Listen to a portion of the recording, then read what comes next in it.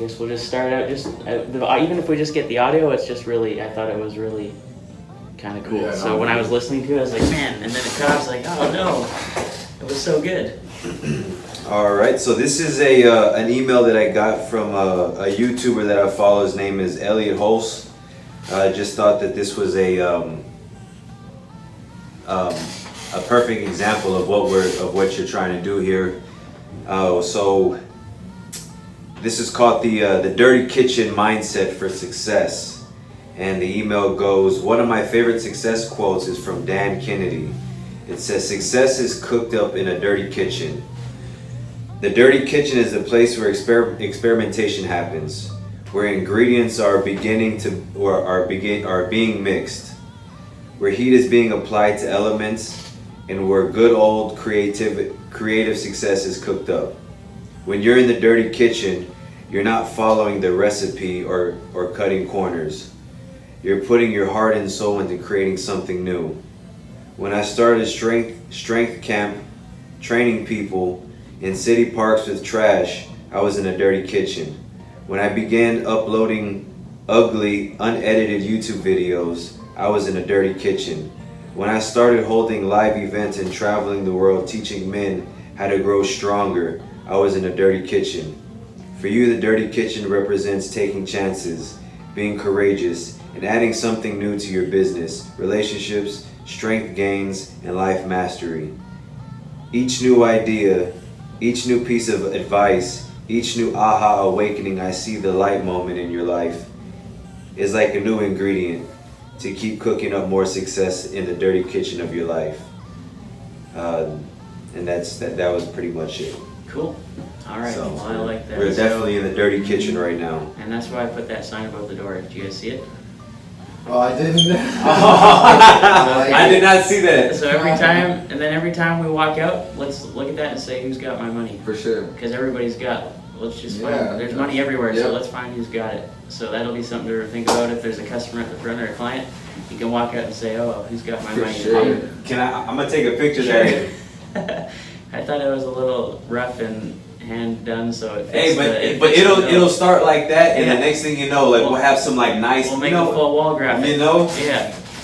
So yes, definitely, I Okay, love that. So I put that up this morning, so I thought you guys would like that. I do like that. That's awesome. Let's go into the gram. Cool. Okay. All right, so I know, so we're still kind of getting to know each other, and we haven't got too personal with each other yet, but I'm going to ask you guys a personal question, but I'll answer it first before you guys do.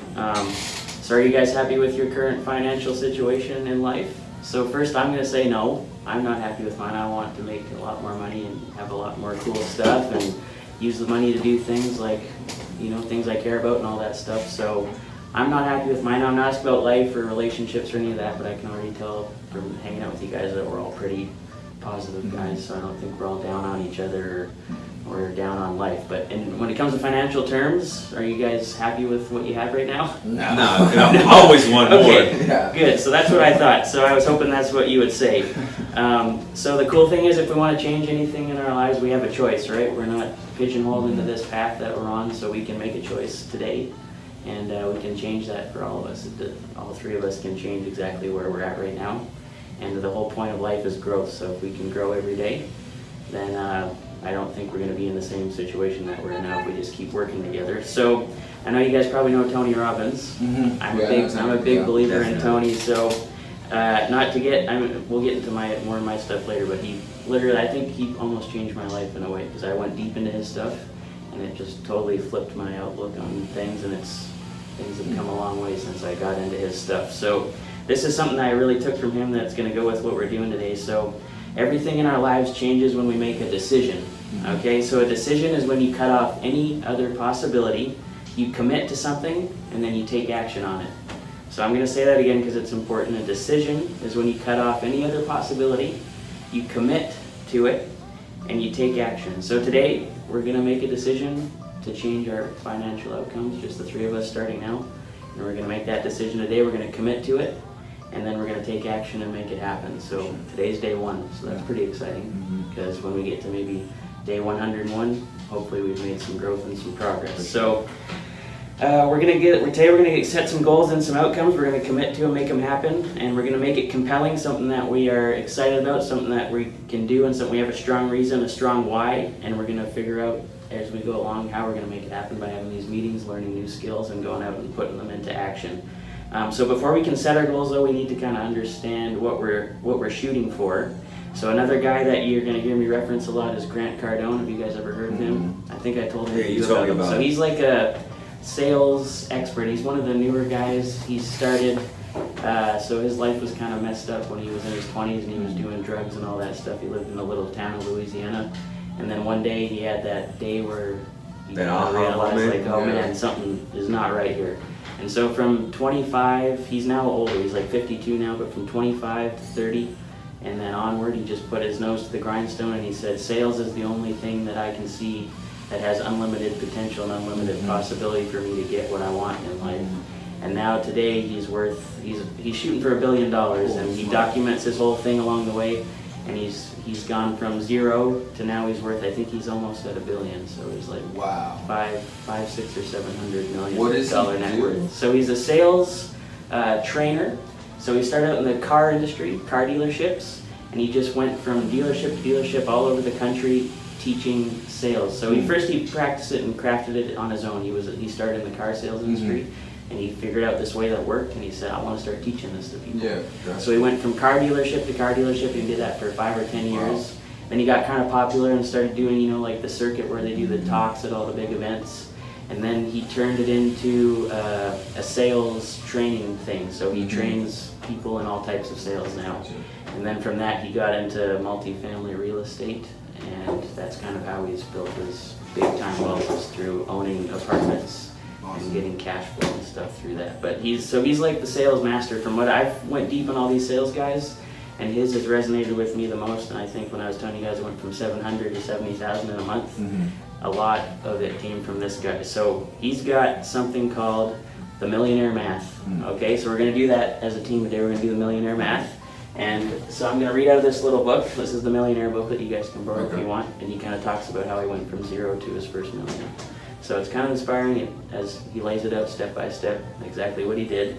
And the other reason I like him is his mission is, now that he's kind of got his, he's trying to help people like us get ours. So it's cool. So I'm going to read the millionaire math, and we're going to see kind of what it's about, and then we're going to go do it using Printsmith, because that's how we're going to get our numbers that we're going to shoot for and make it real for us. For sure. All right? So, the millionaire math.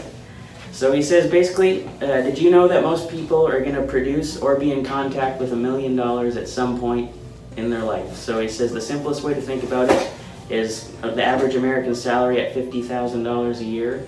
If you make 50 grand a year for 20 years, you'll have earned $1 million in your lifetime. So he says for any goal to be achievable, you must believe in its possibility and that it's realistic and doable. Because if you don't think it's realistic or possible, you can motivate you, but you just have that thing in the back of your head. It's not real for me.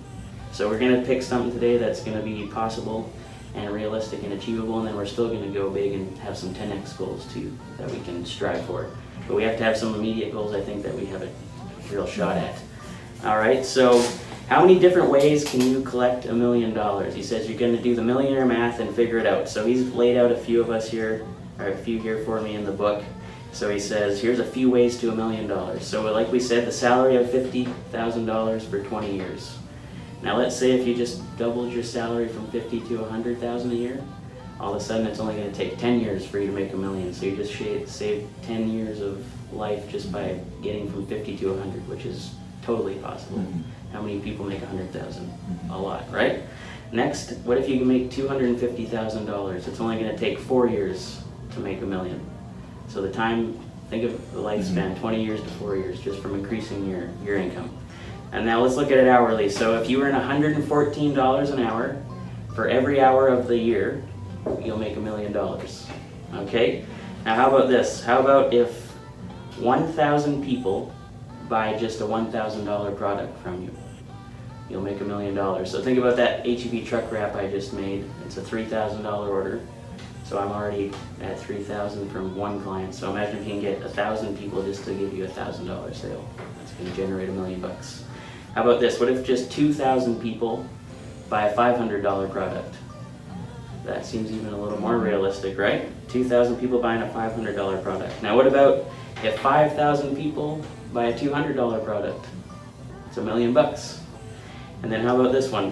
What if only 2,000 people buy, did I already say this one, a $500 product? Yes. Okay, so sorry, the next one. So if 5,000 people buy a $200 product from you, that's $200. We make those sales like every Nothing. 30, 40 minutes. So if you get 5,000 people in a year, that'll be $1 million you generated. Now here's another way we can think about it. If you can get 5,000 people to pay you only $17 every month, that's $1 million. Oh wow. 17 bucks a month from 5,000 people. So what could we generate? What kind of product can we make where people are going to just get just 17 bucks a month? Okay, a little less people. For 2,000 people to pay you 42 bucks a month, that's $1 million. Now, if you only get 1,000 people to pay us $83 a month every 12 months, that's $1 million. Okay? Wow. Now, if we only get 500 people to give us $167 a month every month, that's $1 million. And then the last one, if we can find a way to make 300 people give us $278 every month, that's going to generate $1 million a year. Wow. All right, so that breaks it down and makes $1 million seem a little more realistic, right? If you can think that if I only need 300 people to give me a sale for $278 a month, then we can generate $1 million in sales, and that's going to be direct commission on top of everything else. So that's pretty attainable, I think. So we'll keep that number in mind, and we're going to go to Print Smith right now, and we can pull all of our sales history, and we're going to get the average sale that for all of the jobs that run through the shop. So we're going to see, we can set targets using how much the average sale is, and we can figure out how much we want to sell in a month is what we're going to go for. All right? So I'll show you guys that video. 237 and 41 cents is no. I think that was yesterday's transaction. Okay, so this is what I was thinking. This was already here, so I thought let's use this, because this will be our chart. I do have a dry erase board. It just I didn't realize that I had to there's little screws you screw into the wall. So There's holes in the wall.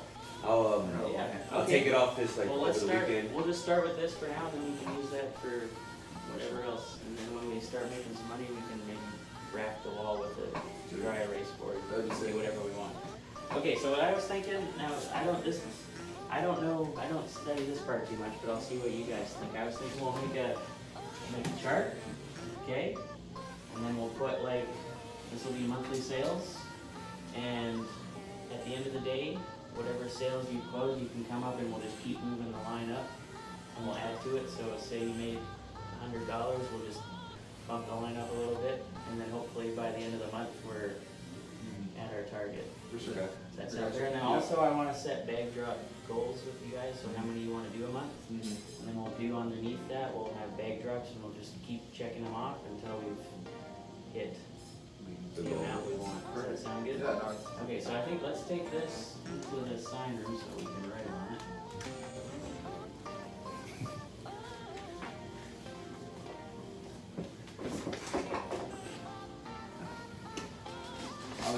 I was telling Marcus right now, for some of the social media. So have you seen Stranger Things? I have seen maybe 2. I don't watch TV very much, but I have Gotcha. seen maybe 1 or 2 episodes. So you know how they make it retro, Yes. 80s. So one of the apps that I have is it has a retro type of camera where it shows the date and time. Yeah, You know what I I mean? do that on Snapchat. Yeah.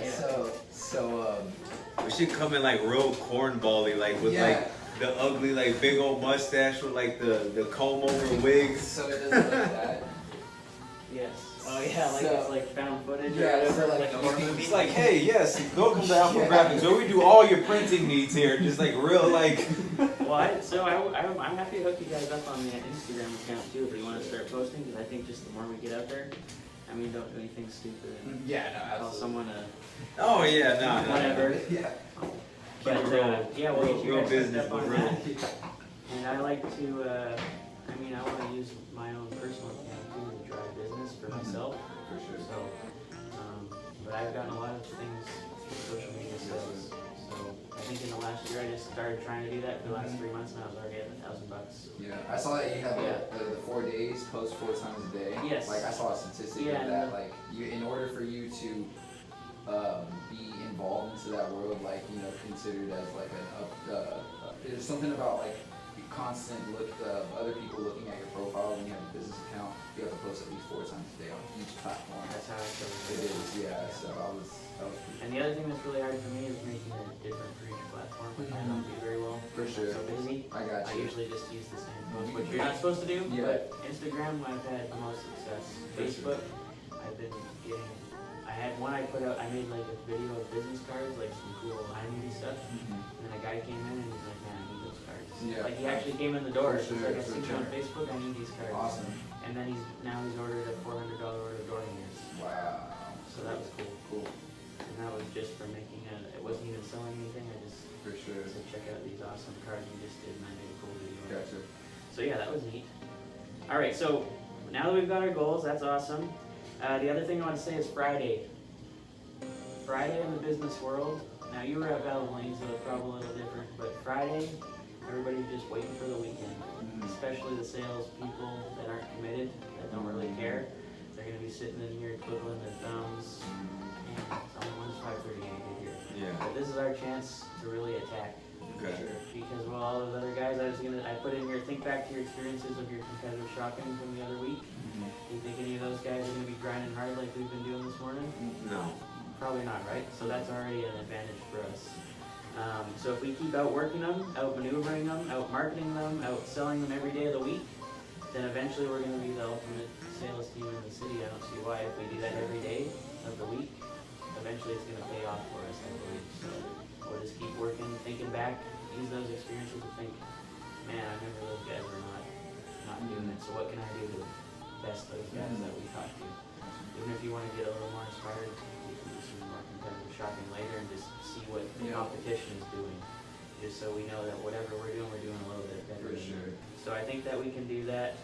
And today's the day, so we got our goals. It's Friday. Everybody else is probably sleeping still in the office, but we're ready to go. For sure.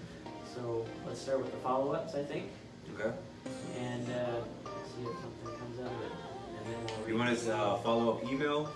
whatever you guys feel comfortable with. So I've had success with email, but I haven't had much success with a phone call. But Tim, the other guy, he was a little better at phone calls than I was. So if you want to split it up, half and half. That's what I- Maybe if you're more confident with, maybe you're probably more confident with the golf guy. Yeah, no, So you definitely. probably might want to talk to him, whereas with the sale, I don't know, Yeah. feel it out. I didn't really get any. Like I said, I would just No drop vibes. it to the receptionist. Right, so you So don't I- even know if they have it. And then if they don't answer you back, we can follow up again on Monday and say, hey, by the way, this is a good day. Just if they don't answer you today, doesn't mean that we give up on it. But I would say, let's do the follow-ups and we'll go from there. I had something else on my mind, but I don't remember what it was. You'll come back. It'll come back, it was about the bank trucks and follow. Do you? I mean, since we already have these, I mean, do you have any?